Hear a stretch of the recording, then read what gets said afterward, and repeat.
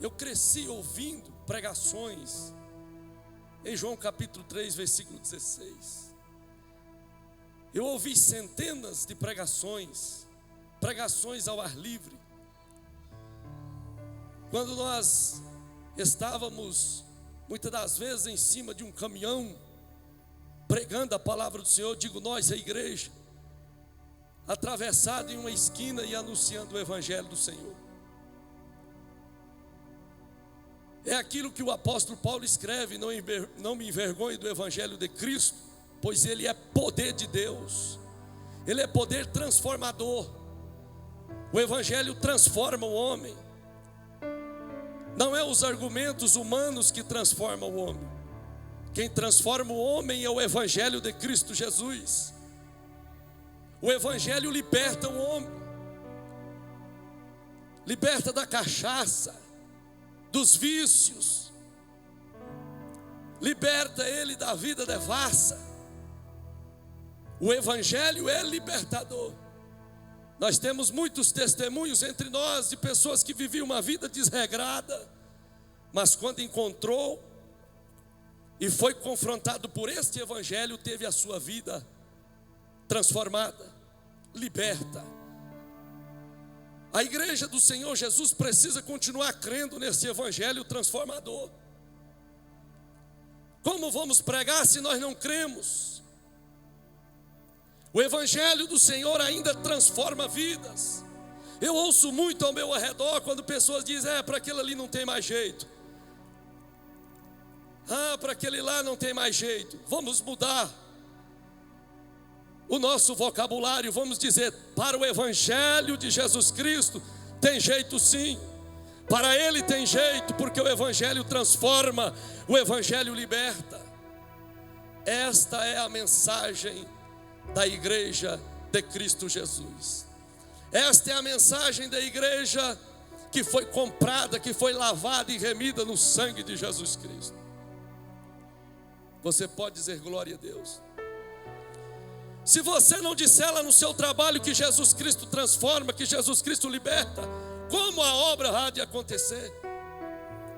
Se você vê o seu vizinho na miséria, sofrendo, falando em separar, se você não chegar com a palavra de intervenção e dizer: olha, para aí, Jesus tem a solução para o seu casamento, Jesus Cristo há de entrar com providência, como os casais se reatarão? A mãe que está em desespero com seus filhos nas drogas, se você não chegar com a mensagem do evangelho, esta mensagem que transforma, esta mensagem que motiva, esta mensagem que levanta o depressivo da cama, essa mensagem que levanta o abatido do pó da cinza e dizer: olha, Jesus Cristo tem a resposta que você precisa. Como a obra acontecerá? Se nós calarmos. Precisamos ser honestos com o Senhor, com aquilo que Ele entregou na nossa vida. Quer ver? Muitas das vezes as pessoas chegam assim e dizem assim: ore por mim, lembra de mim nas suas orações. Não, nós vamos orar. Quantos pedidos de orações que são ignorados. Eu aprendi uma técnica, que nem sempre a gente anda com uma caneta e um papel no bolso e a gente é bom para esquecer. Eu já digo: então vamos orar agora. Mas aqui no meio da rua, é aqui agora. Em o nome de Jesus Cristo nós vamos orar. O pastor ensinou aqui terça-feira passada que Deus ouve a oração, independente do lugar em que estivemos. Você crê que Deus te ouve, meu irmão? Você crê que Deus te ouve? Então pregue a palavra. Deus colocou em nossos lábios uma palavra de esperança. Deus colocou em nossos lábios uma palavra de bênção. Deus colocou em nossos lábios uma palavra de restauração. Deus colocou em nossos lábios uma palavra de motivação. Tenha nesta noite uma atitude. Existe um mundo lá fora que caminha de passos largos para o inferno. Há quantas almas que estão descendo à sepultura. E muitas das vezes nós, no nosso canto, não querendo sermos incomodados, de forma muito cômoda. Não queremos nos envolver. Não vou falar de Jesus não, porque às vezes vai achar ruim.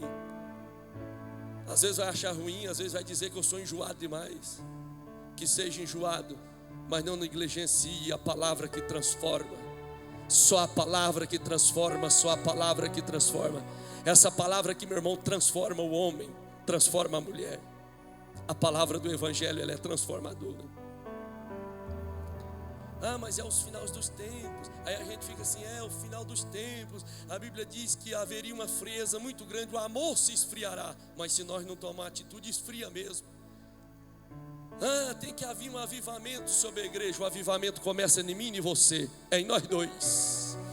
É chegar num culto assim, aí a gente começa, glória a Deus, glória a Deus, glória a Deus. Jesus, eu te amo. Jesus, esse culto é para o Senhor, é para o Senhor. A responsabilidade do avivamento é entre eu e você.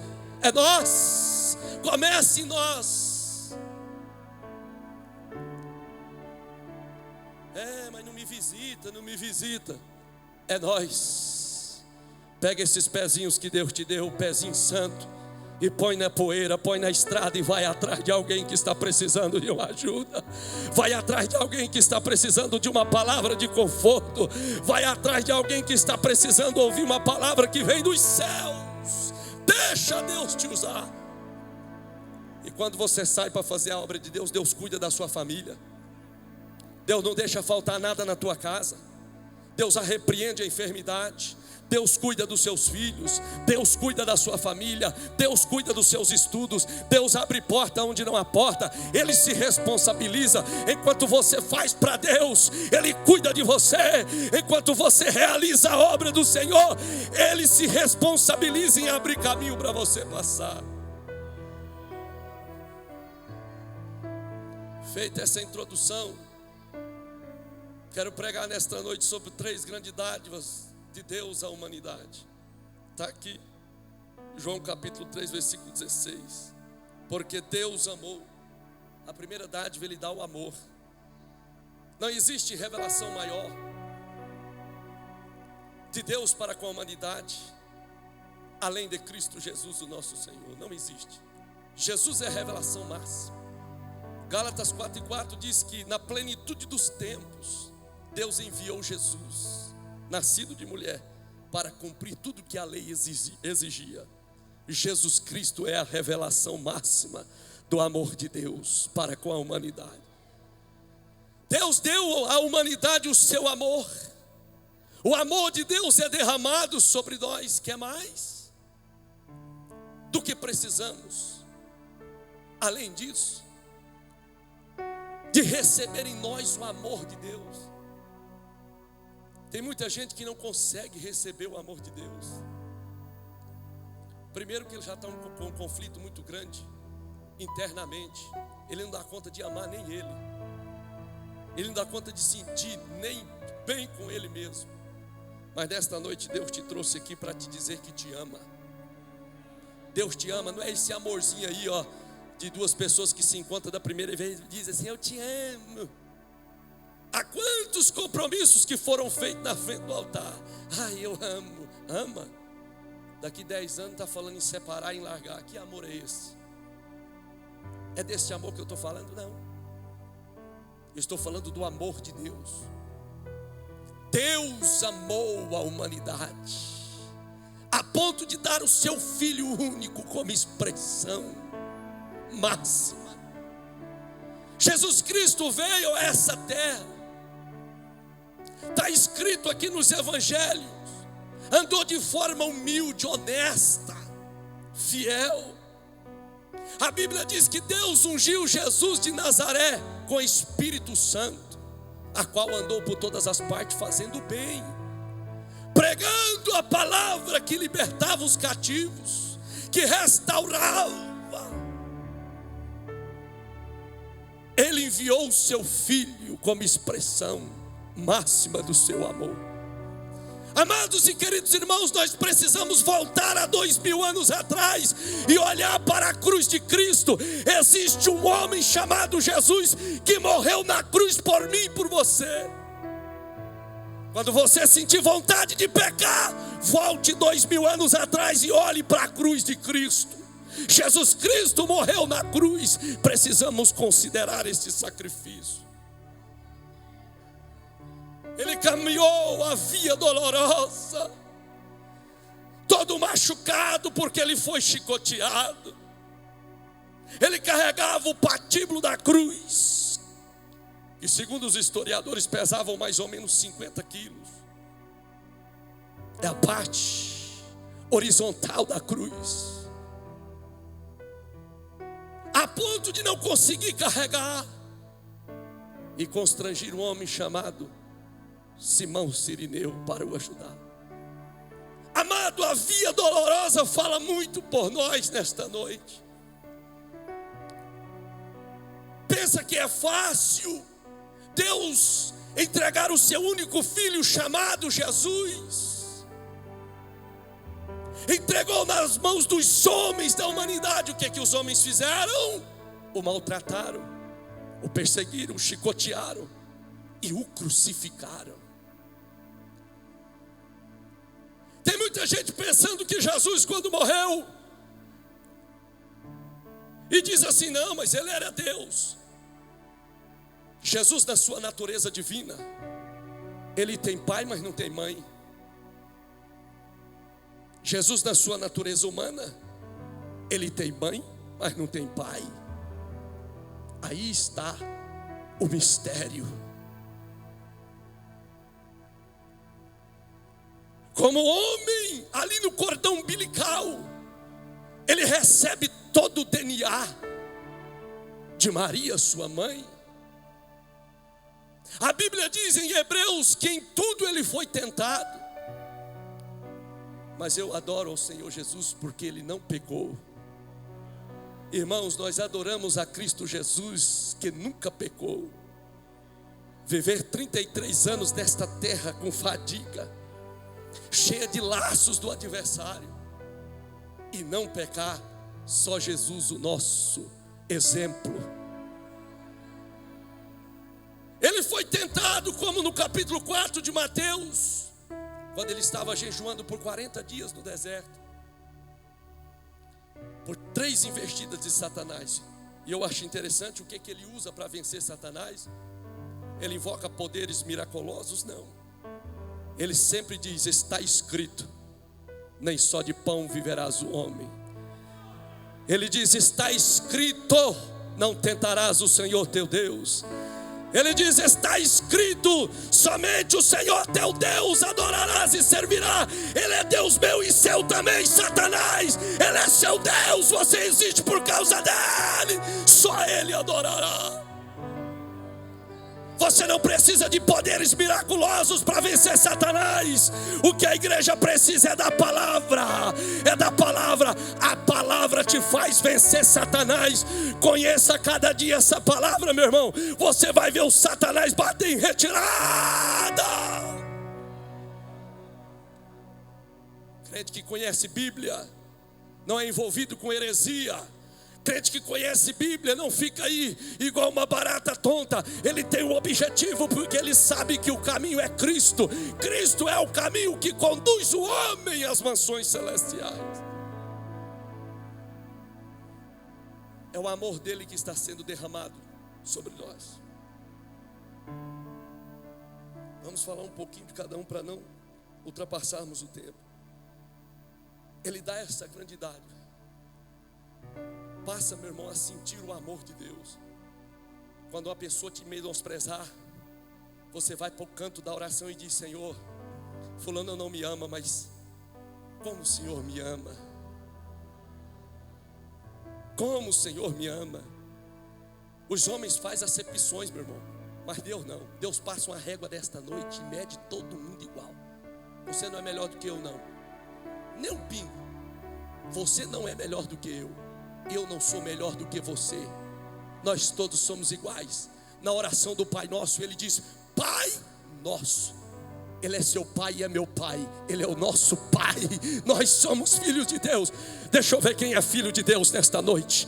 Recebe o amor dele. Recebe o amor de Deus. Há quantas pessoas frustradas, paradas, desanimadas, porque não conseguem sentir o amor de Deus. Deus não me ama, Deus não me vê, Deus não me ouve. Ele te ama, Ele te ouve, Ele te vê, Ele te ajuda. Chama por Ele, sinta o amor dEle nesta noite. Deus amou o mundo de uma tal maneira. E João não consegue explicar. Eu penso que quando o Espírito Santo está inspirando João, diz assim: João, agora você vai escrever sobre o amor. Ele diz, então vamos lá. Porque Deus amou o mundo. Faltou palavra. Qual a explicação? Ele diz, de uma tal maneira. Irmão, tal não tem explicação. Não tente explicar o amor de Deus. Você vê Deus usando um homem assim e fala assim, mas ele, é ele mesmo, Deus amou ele, e aí? Você vê Deus abençoando uma pessoa, você diz, é aquilo ali, mas ele era isso, ele era aquilo. Vai entender? É o amor de Deus. Existe uma relação de pai para com o filho. Você não conhece as madrugadas, não sabe. Existe uma relação de oração, de comunhão entre a terra e o céu, entre o pai e o filho. Sinta o amor de Deus nesta noite, meu irmão.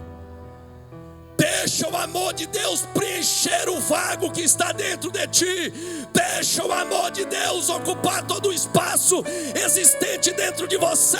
Saia daqui nesta noite dizendo, Deus me ama. O mundo me rejeita, mas Deus me ama. Os meus amigos me abandonaram, mas Deus me ama. A minha família me abandonou, mas Deus me ama.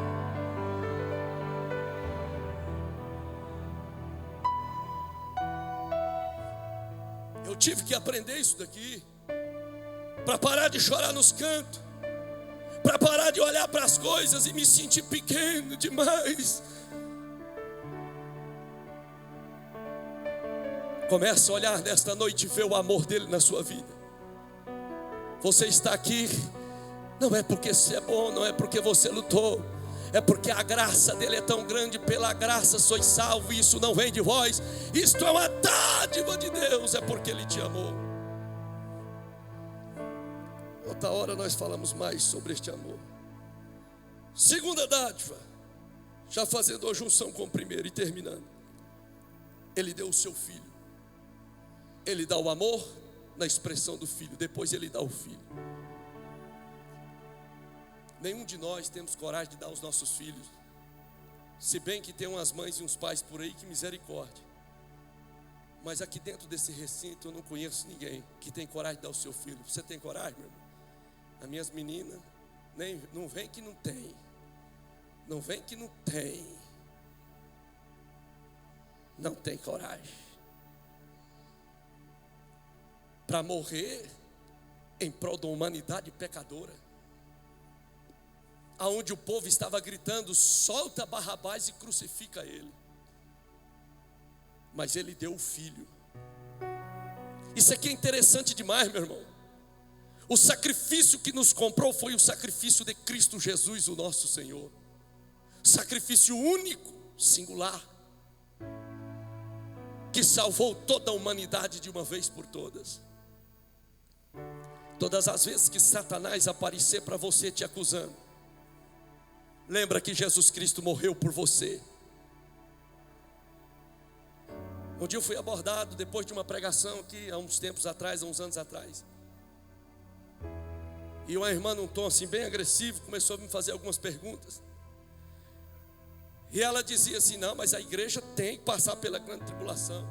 E eu dizia para ela, não importa. O que importa é estamos preparados. Eu acredito, eu creio e prego que nós não passaremos pela grande tribulação. Essa é a nossa doutrina da Assembleia de Deus. Mas se você crê que a igreja vai passar pela grande tribulação, esteja pronto. Porque não importa se é antes ou se é depois. O que importa é estar pronto, preparado, não negar Cristo e ir para o céu. Mas ela dizia assim, não, o crente tem que sofrer, tem que sofrer. Eu dizia, não, minha irmã, para com isso, a senhora não está vivendo grande tribulação, não. Eu ando passando por umas tribulações e Jesus tem me segurado. Não, mas eu estou falando que o crente tem. Eu falei, peraí, que negócio é esse? E o sacrifício de Cristo? Jesus se sacrificou por mim. Jesus pagou por mim na cruz. Eu tenho que dar a minha vida para me ser salvo? É pouco demais, eu não dou conta. Ele já deu a vida por mim. Ele já entregou-se a si mesmo por mim. Jesus Cristo se entregou a si mesmo por nós. Meu irmão, todo o sacrifício que fizemos é para ser crente, adorar a Deus, servir. Mas o sacrifício que leva para o céu se chama a morte de Cristo Jesus, o nosso Senhor. Pronto, isso é doutrina. Isso é doutrina, isso é Assembleia de Deus. Cristo Jesus morreu por nós. Isaías diz: Ele levou sobre si as nossas enfermidades. O castigo que nos traz a paz estava sobre Ele. E por Ele nós fomos libertos. Por Ele nós fomos salvos. Somos livres para adorar, para glorificar o nome do Senhor. Ele perdoa os seus pecados. Há pessoas que me encontram e dizem: se eu pudesse voltar lá atrás. Irmão, pelo amor de Deus, esquece o seu passado. O seu passado só serve como experiência. O que vale agora é esse. As coisas velhas se passaram, tudo se fez novo. Jesus Cristo te comprou com o sangue precioso.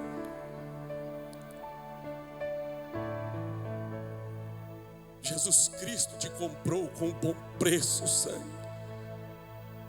Salvo engano, foi o escritor Pedro que diz: não foi com sangue de touro que fomos comprados, nem de bode, nem de bezerro, mas foi com o sangue de Cristo Jesus, o nosso Senhor. O sangue que remove a mancha do pecado. O sangue que torna as nossas vestimentas brancas. Quando antes nós temos que comparecer diante do trono do Senhor com as nossas vestes brancas. E aqui termino. Ele morreu, mas Ele ressuscitou. É doutrina. Todas as vezes que você pregar sobre a cruz, sobre a morte de Cristo, não deixe para trás em falar que Jesus Cristo ressuscitou. Tem muita gente que vai bem, vai só até o Calvário, mas esquece que domingo de manhã foi dia de alegria, foi dia de ressurreição. Domingo pela manhã veio a esperança. Ele não está mais aqui, porque Ele já ressuscitou. Ele ressuscitou, Ele ressuscitou, Ele ressuscitou, Ele ressuscitou, Ele ressuscitou, Ele ressuscitou, Ele ressuscitou. Pregue sobre a cruz de Cristo, mas pregue no domingo de manhã. Ele venceu a morte, Ele ressuscitou e está vivo para todo sempre. Irmãos, nós servimos um Jesus vivo. Eu fico triste quando um pregador começa a pregar sobre o Calvário, vai falando sobre a via dolorosa e termina a sua mensagem na cruz. Fica aquela tristeza. Nós precisamos terminar esta mensagem dizendo: Ele morreu no Calvário, mas ao terceiro dia Ele ressuscitou. Ele está aqui nesta noite. Nós servimos a um Jesus que é vivo. Nós não adoramos um Deus morto. Quando você clama, Ele te ouve. Quando você abre os braços, Ele te abraça. Irmão, você precisa ter experiência. Faz experiência com o Senhor. Faz experiência essa semana com o Senhor. Diga: Senhor, eu quero ver se o Senhor acode mesmo. Eu vou buscar o Senhor com humildade. Não vá com arrogância que não dê certo. Vou pôr Ele na parede. Não vai que não dá certo. Entra por baixo. Faz igual aquela mulher. Ela foi para debaixo da mesa e ela chorava. Ela molhava os pés de Jesus com as lágrimas e enxugava com a honra que é os seus cabelos. E ela enxugava os pés de Jesus com os cabelos. Ela foi lembrada até o dia de hoje. Está escrito a história dela nos evangelhos. Humilha-te diante do Senhor. Você vai ver o que Ele vai fazer na sua vida. Você vai parar com essa lamúria. Ele não me responde, Ele não me vê, Ele não fala comigo. Você vai ver Deus manifestar sobre a sua vida. Tem um salmo que eu gosto muito, ele diz: eu amo os que me buscam pela madrugada. Começa a buscar o Senhor pelas madrugadas. Você vai ver o que Deus é capaz de fazer através de um homem e de uma mulher. Tenha experiência com o Senhor, tenha experiência com Deus, meu irmão.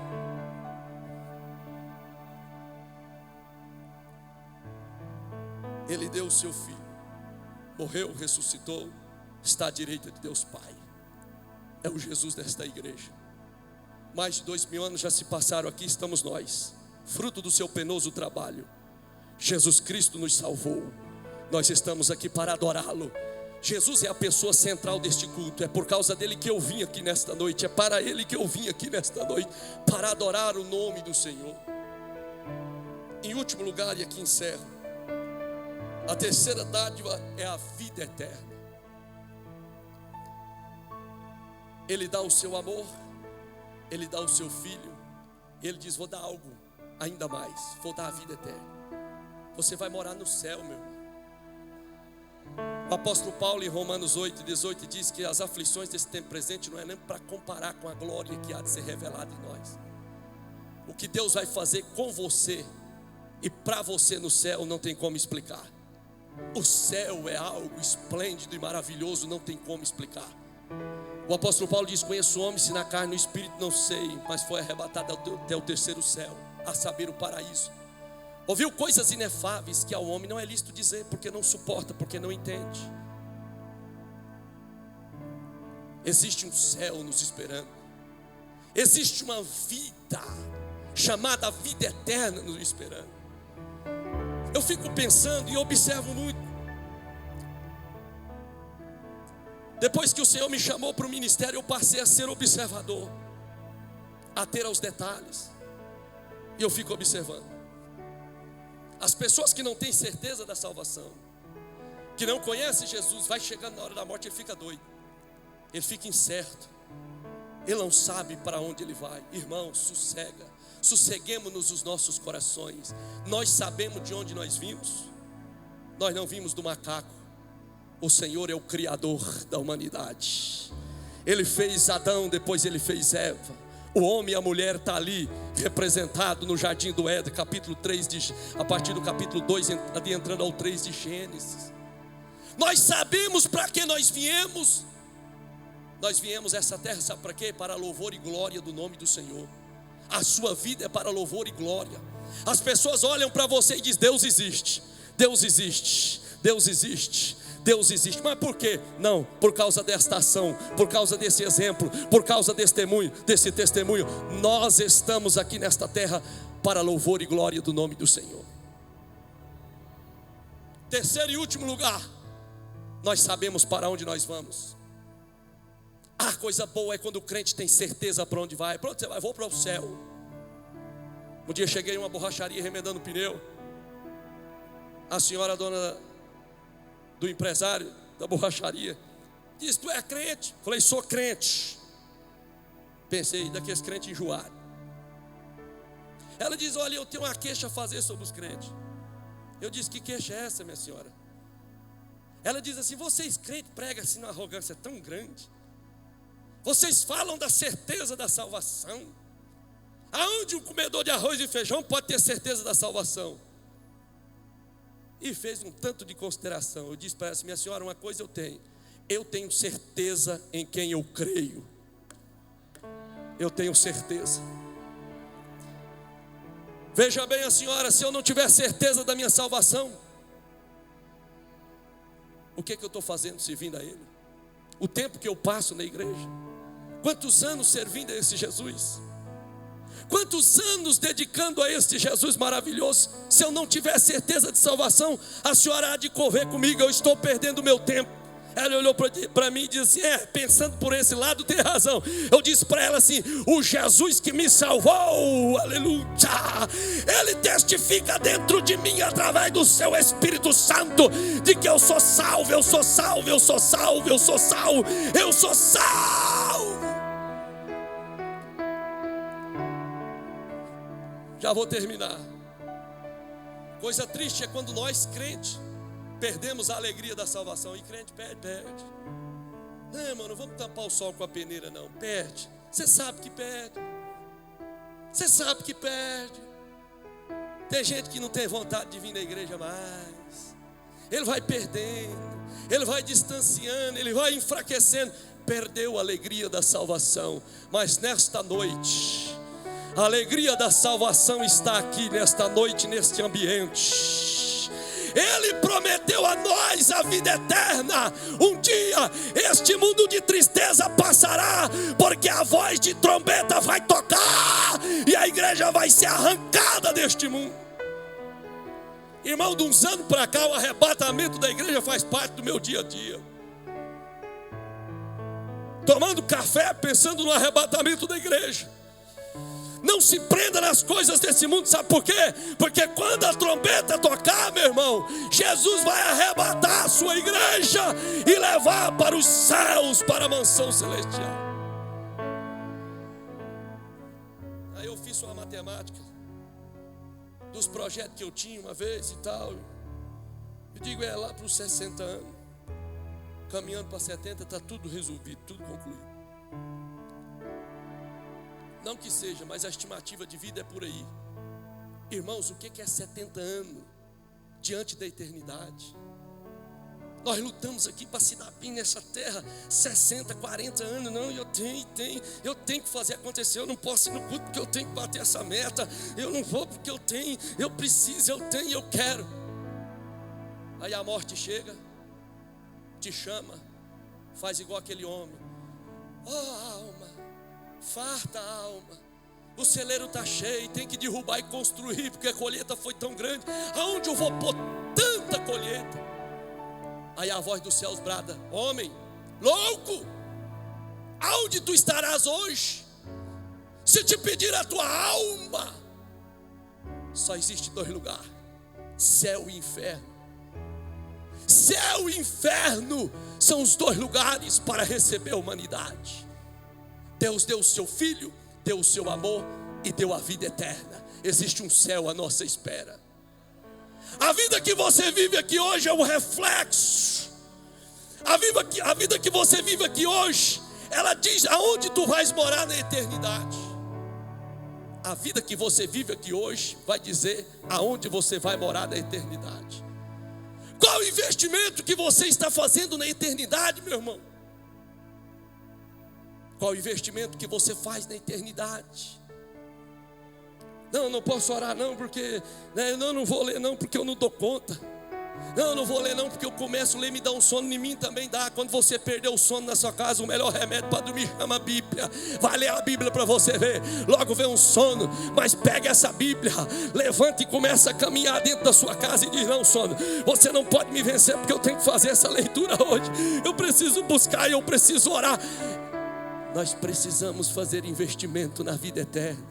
Isso é tão sério, meu. Deus me visitou essa semana e diz assim: eu te chamei para pregar a minha palavra. Tem muita coisa acontecendo assim, debaixo do seu queixo, e você não fala. Fale a minha palavra. Lá no céu tu vai ver quando me encontrar. Eu te entreguei uma voz, te entreguei um dom, te dei um chamado e um ministério. Existe um povo que te ouve, um público que te aprecia. Então fale a minha palavra. Daí eu quero compartilhar essa experiência com os companheiros aqui nesta noite. Se vocês recebem, Deus deu a nós a oportunidade de estar aqui diante desse púlpito, viu, pastor Pedro? E anunciar para esse povo tão bom, esta igreja tão abençoada, que já fizemos diversas declarações acerca deste povo tão receptivo, um povo tão bom que nós temos aqui em Caçu. Mas você precisa entender que o céu não é para bonzinhos, o céu é para aqueles que são lavados e remidos no sangue de Jesus Cristo. Quantas pessoas boas indo para o inferno. Eu me lembro da frase de um grande pregador chamado Billy Graham. Você deve ter ouvido. Foi o grande evangelista deste século passado. Ele diz: não te assuste na eternidade quando você ver pessoas boas no inferno e pessoas ruins no céu. Sabe por quê? Porque o Senhor Jesus transforma. O ladrão estava à direita e o outro à esquerda, mas um olha para Jesus e diz: na última hora Jesus, lembra-te de mim quando entrares no teu reino. Lembra-te de mim. O Senhor olha para ele e diz assim: hoje mesmo tu estarás comigo no paraíso. Hoje mesmo tu estarás comigo no paraíso. Irmão, observe bem, a salvação, ela não é um estado de ser salvo, uma vez salvo, sempre ser salvo. A salvação, ela é uma condição. Você tem que ir até o final. Você não pode pular desta embarcação. Você tem a passagem chamada salvação. Você entra no barco, mas se lá no alto mar você pular do barco, ele não tem compromisso com você.